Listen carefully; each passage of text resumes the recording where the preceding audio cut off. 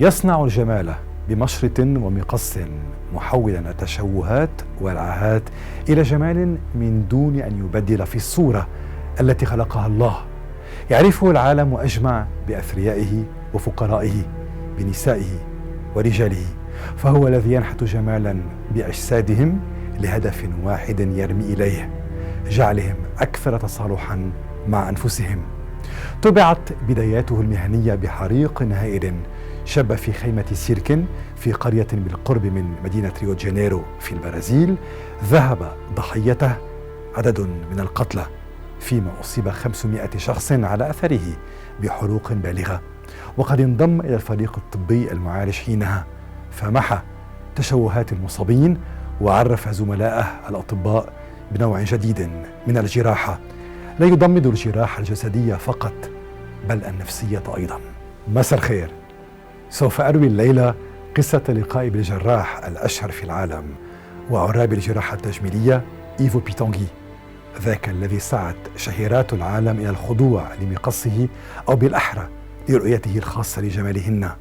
في رصيده عدد من الإنجازات الطبية وكمية كبيرة من الأبحاث والدراسات لا تطبع وحدها تميزه، فإيفو بيتونغي يصر على الالتزام بأخلاقيات المهنة واحترام الاختلافات بين الأعراق عبر المحافظة على سماتها الخاصة. القصة الكاملة بعد الفاصل.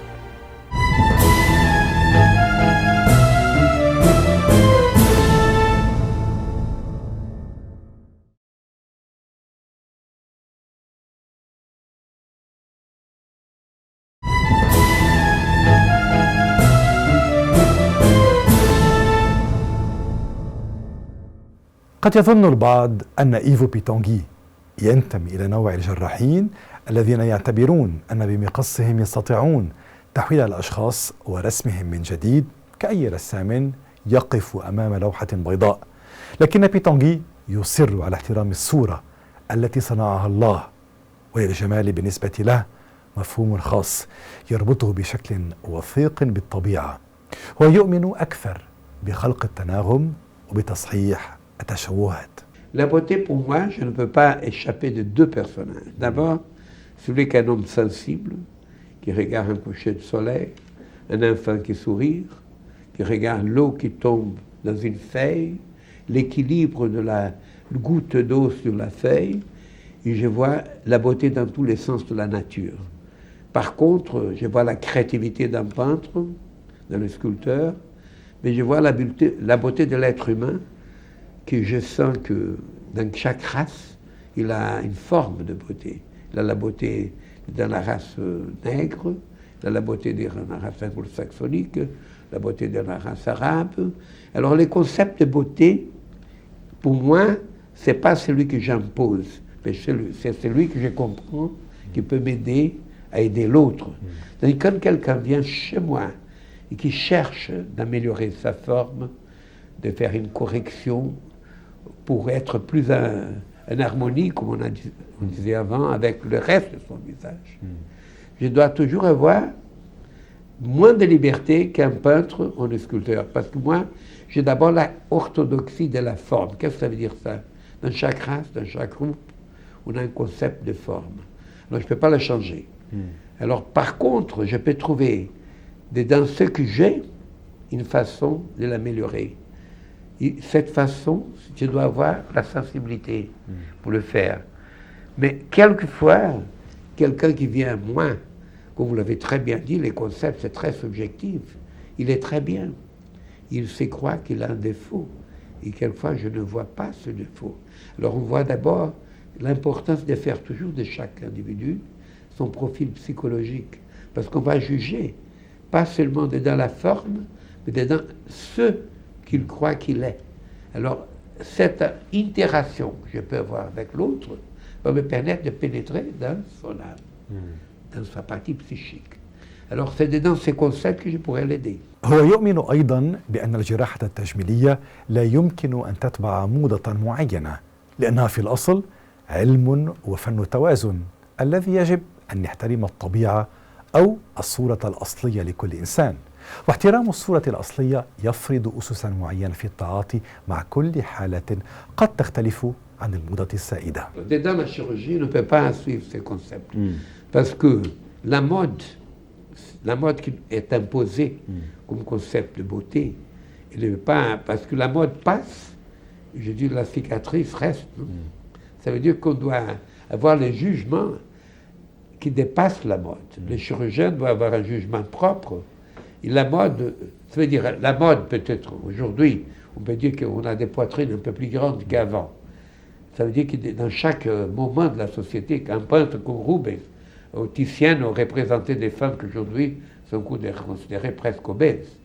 Mais par contre, dans ces concepts, il existe toujours une forme qui est à peu près éternelle, qui est l'équilibre qu'un être a en face de soi-même et de son temps. Ça veut dire qu'il avait des moments, vous regardez les Grecs, on imposait la forme. La forme, par exemple, si on regarde Phidias, les statues, elle a une proportion qui appartient de mento vertex. Si on voit Praxiteles, c'est déjà plus petit, c'était la main fermée. Alors il avait dans chaque période une imposition. Mais les Grecs de l'époque ne ressemblent pas à cette statue. Ça veut dire qu'entre la créativité de la mode, la créativité de fashion et la chirurgie, on doit toujours garder une différence nécessaire pour que l'être humain ne soit pas imposé. Par exemple, on fait une cicatrice d'abdomen. Le bikini était comme ça, on suit le bikini. Demain, le bikini va baisser. Alors, où est-ce qu'elle reste, la cicatrice? On doit toujours avoir les bons termes et dans les lignes plus naturelles. C'est pour ça qu'on doit tous essayer de faire en suivant ce qui est naturel dans l'être humain. لأن جراحنا الشهير يؤمن بأن الجراحة التجميلية ضرورة نفسية للإنسان وليس تلفا طبيا، أرادها بمتناول الجميع، رافضا أن تكون حكرا على الطبقات المخملية في المجتمعات. Depuis que je suis rentré à presque 40 ans, à peu près 40 ans, je trouve que la chirurgie n'appartient pas à un groupe, n'est pas un privilège d'un groupe. Alors l'être humain est le même. Et l'hôpital général, où, longtemps, on conduit un service pour atteindre la population qui n'est pas payée. J'ai beaucoup appris parce que j'ai vu que l'être simple, ou l'être, c'est dit, un peu plus compliqué, riche, pauvre, une fois que la partie de base, la santé qui est la principale, est bien, il veut, et je répète, être bien en harmonie avec soi-même. Il veut être en paix avec son image. La question d'image, c'est très important. Alors, les gens pauvres, quand on croit qu'ils n'ont pas de vanité, c'est un grand tort. On voit même les Indiens, de la façon qu'ils se peignent, la façon qu'ils se mettent, on voit l'Afrique, toutes les couleurs. L'être humain, il veut toujours améliorer un peu le cosmos. Cosmétologie vient des cosmos, c'est le monde. C'est la partie universelle. Mais dans les contextes de démocratisation, ça c'est vrai. Ça, je suis très fier, parce que j'ai cru qu'il y avait deux fois de démocratisation. La première, de créer un service où les gens qui n'auraient pas payé d'être opérés. Une autre, on ne peut pas opérer toute l'humanité, c'est de créer une école, d'entraîner des gens, de former des gens, parce qu'au fond, on ne peut pas donner les poissons à tout le monde, on peut donner l'hameçon pour le prendre. Et dans ces contextes, je suis très fier que j'ai formé une école dans plus de 40 pays, en train de faire des gens, et la clinique, elle a un rôle très important, parce qu'en même temps qu'ici je peux voir les gens, je peux les opérer, j'ai aussi une partie d'enseignement, qu'on peut préparer des conférences, des livres, plus de 800 travaux scientifiques. Enfin, je crois que la démocratisation, c'est une vérité, et c'était obligatoire, parce que quand j'ai commencé d'apprendre, c'était très difficile. J'étais obligé d'aller aux États-Unis, en France, en Allemagne, en Angleterre, de faire une vraie pérégrination pour plusieurs pays, pour après, quand je suis rentré, de considérer que ce que j'avais appris, c'était une responsabilité de faire une division avec d'autres. حاك إيفو بيتونغي شهرته الأولى في عمليات تصغير الصدر، وقد ذاع صيته لبراعته في تلك الجراحات، غير أن الجراح أبى أن تحصر مهامه أو تنحصر شهرته بتخصص معين، لإيمانه كما سبق وذكرنا أن الجراحة التجميلية ضرورة وليس ترفا، ولكن ما الذي فعلا صنع شهرة بيتونغي حول العالم؟ هل هي تقنياته أم سعيه إلى تعميم تلك الجراحة؟ هو يقول: Non, c'est très difficile de dire sur soi-même qu'est-ce qui a contribué, mais je crois que je peux dire des techniques que j'avais travaillé et créées. Par exemple, ça c'est un livre que j'ai fait en Allemagne. Dans ce livre-là, longtemps déjà, mais c'est encore classique. J'ai travaillé beaucoup dans quelques principes de base. Là, par exemple, la partie des contours corporels, la partie tout d'abdomen. Là, par exemple, on voit des photos, seulement des photos, on peut voir comme ça, des dessins. Mais dans ces contextes tous, j'ai essayé de, quand j'ai trouvé une technique ou une solution pour un problème que je n'avais pas trouvé avant, j'ai toujours de partager avec d'autres, de publier des techniques, soit dans des livres, soit des articles. Alors ça arrive que j'ai publié presque 800 articles dans ces techniques, mais je dirais que la technique des réductions mammaires, la technique pour les traitements de déformité de la glande mammaire en général, soit la gynécomastie, l'hypoplasie mammaire, la technique des contours corporels, d'abdomen, beaucoup de phénomènes dans le nez, il y a aussi beaucoup de choses pour le visage, les aging face, l'oreille, je travaille un peu dans tous les corps, mais je crois qu'avec le temps, petit à petit, on a publié énormément de techniques, parce que c'était dans les commencements de la esthétique qui ont aidé beaucoup à nous-mêmes et à d'autres surtout.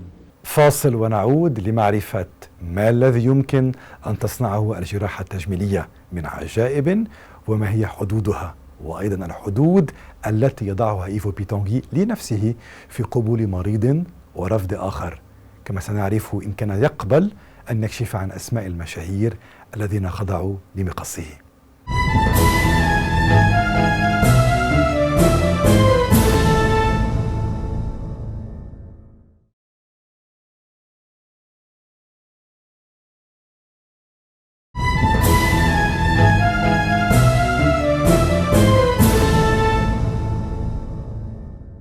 يرفض الجراح أن يفصح عن أسماء المشاهير الذين لجأوا إلى عمليات تجميلية لديه.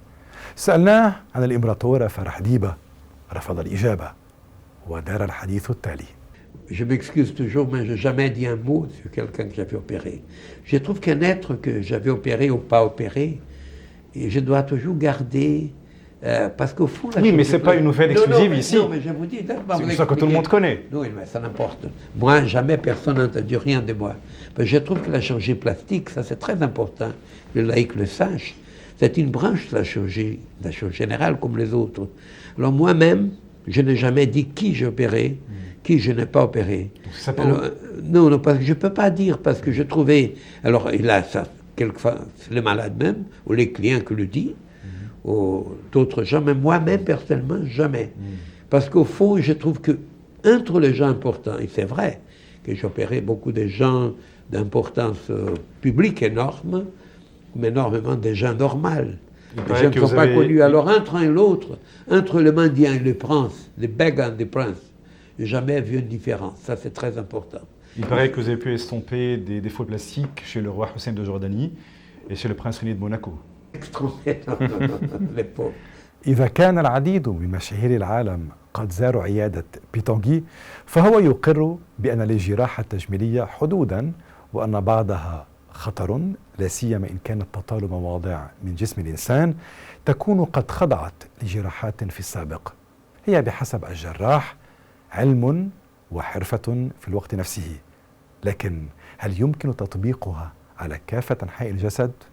أجاب بيتونغي: Malheureusement pas. Mais nous avons énormément de limitations parce que le corps humain, il a toujours un biotype. Chaque être humain est né avec un biotype. Le biotype peut être spécial pour quelques déformations, mais normalement, quelques races, quelques groupes. Mais la chose qui est intéressante, c'est que dedans chaque race, chaque biotype, on peut trouver la beauté.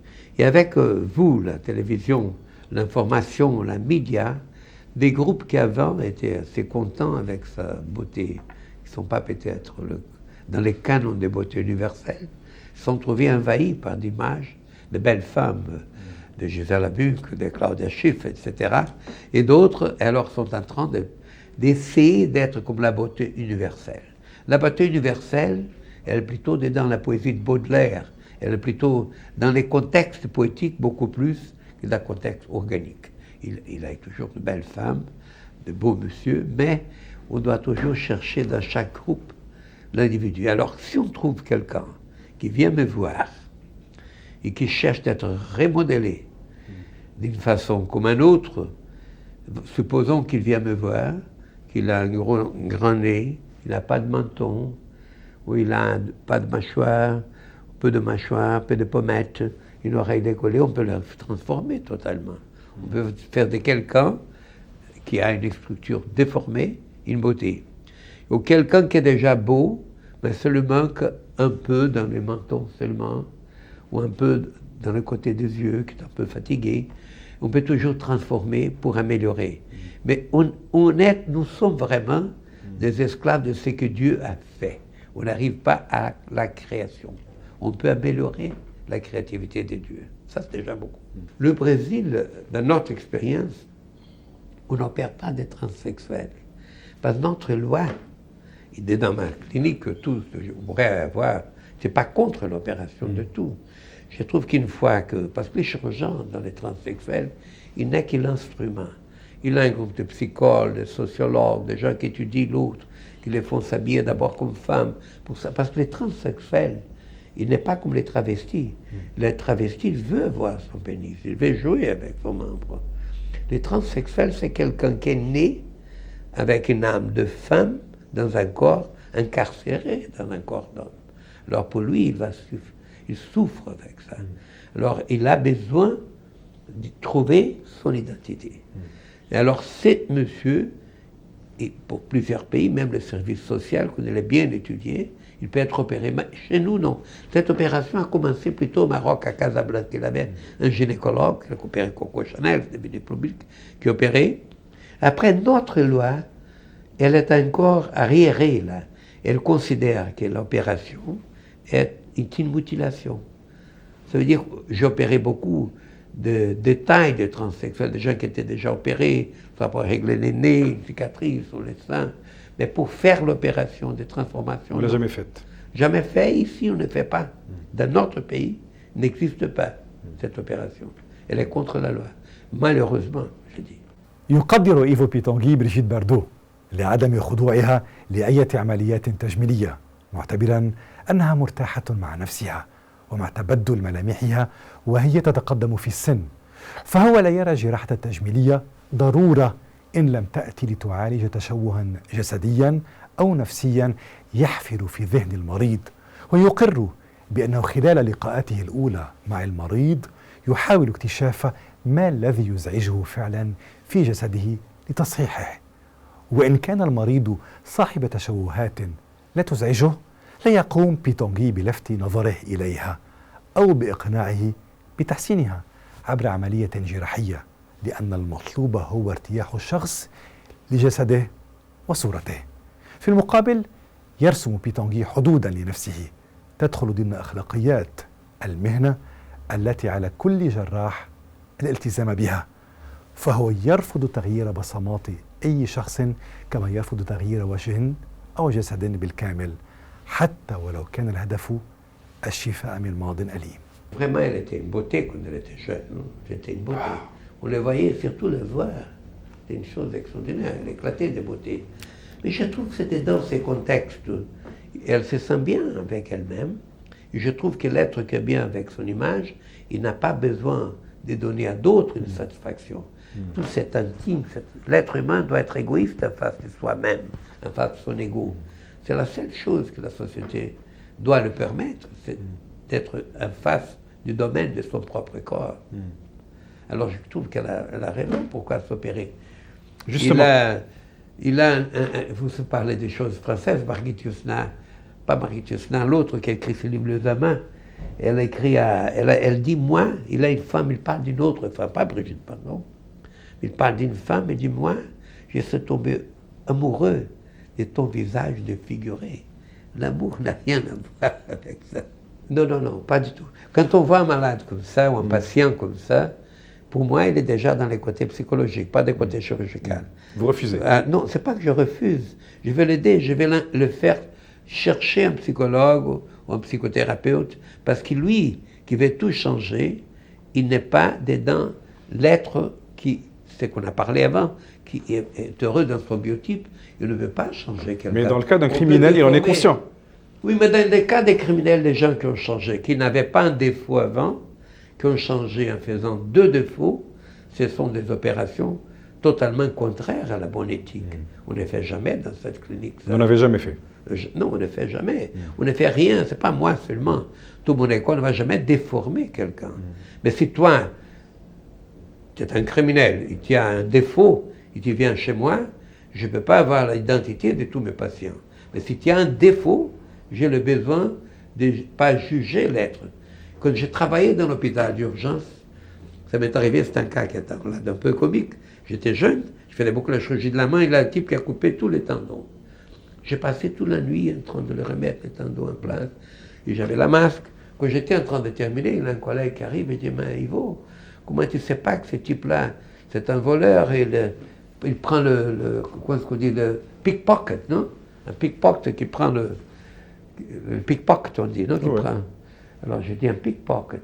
Alors je ne savais pas, mais je ne pourrais pas l'opérer mieux que je l'avais opéré. Mais ce n'était pas à moi de juger.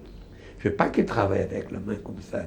Mais je dois continuer à opérer mieux. Alors je dis au type, c'était anesthésie locale, je l'avais dit, regardez-moi, on m'a dit que vous êtes un grand pickpocket. À l'époque, avant, aujourd'hui, ils ont plutôt le revolver.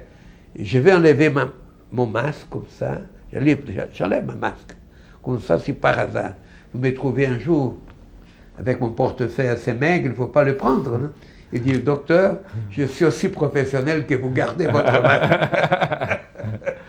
يحاول إيفو بيتونغي المحافظة على حياة هادئة بعيدة عن الصخب، فأسبوعه الذي يبدأ بمعاينات وعمليات جراحية في عيادته كما في أحد المستشفيات الحكومية ينتهي بعطلة طويلة، ولعل أفضل أيامه يقضيها في جزيرته الخاصة إيلها داس باركوس جراندي التي تثمن اليوم بحوالي 20 مليون دولار، والتي حولها إلى محمية طبيعية، لكنه لا يحب عيش حياة صاخبة اجتماعيا على الرغم من علاقاته الواسعة بالمجتمع المخملي كما بكافة شرائح المجتمع. Je trouve que quand on fait quelque chose qu'on aime, on ne sait pas quand. Mais si quelqu'un nous dit, ou si on le sent nous-mêmes, c'est le meilleur, qu'on ne fait pas bien, on doit s'arrêter tout de suite. Mais pendant qu'on fait quelque chose de bien, je trouve que la chose plus importante dans la vie, c'est le présent. L'essence de l'éternité, c'est de vivre le présent d'une façon intense et bien et forte. Et si on aime ce qu'on fait, et si on peut le faire, je trouve que c'est la vraie gloire de la vie. Moi, je n'ai jamais fait le mondain nocturne. Ça veut dire que quand je sortais et quand je sors pour un dîner, j'étais considéré la Cinderelle. Ça veut dire qu'à minuit, je suis déjà chez moi. Je trouve que de boire un verre, c'est sympathique. De boire 3 ou 4, c'est pas sympathique du tout. Il faut avoir la modération à tout ce qu'on fait dans la vie. Je trouve que j'ai ce sens d'équilibre. Chez ma femme aussi, un grand point d'équilibre, la famille, les valeurs. Et je n'étais jamais mondain dans les termes. Mais j'aime les gens. Ça veut dire que d'aimer les gens, ça m'a donné l'opportunité de connaître des gens dans tous les parties du monde. Et ça m'a donné beaucoup de plaisir d'être entre eux des gens de toutes les classes sociales. لا يهتم الجراح الشهير بالألقاب والجوائز حتى حين سمي من بين العلماء الستة الذين غيروا العالم، فباعتباره يمكن أن تشمل تلك التسمية كثيرين غيرها. Donc je trouve que sa charité, c'est choisir, c'est renoncer. Je trouve qu'ils ont renoncé à beaucoup d'autres qui ont beaucoup plus de valeur. Donc une fois qu'on était choisi, on n'était pas renoncé. Alors ça donne une satisfaction très grande et quelqu'un reconnaît notre effort. Mais je ne trouve pas du tout, c'est moi. Il y a énormément d'autres qui méritent beaucoup plus de place que moi. Mais je trouve que pendant qu'on se sent un être comme les autres, on peut vivre la vie d'une façon harmonieuse entre les gens. On dirait heureux comme Ulysse qui a fait un beau voyage. من لبنان إلى البرازيل طويلة كانت الرحلة للقاء البروفيسور إيفو بيتونغي، ذاك الذي يسعى بمقصه إلى تحسين التشوهات في الأجساد كما في النفوس، والذي حول الجراحة التجميلية من ترف إلى علاج لكل إنسان. إلى اللقاء.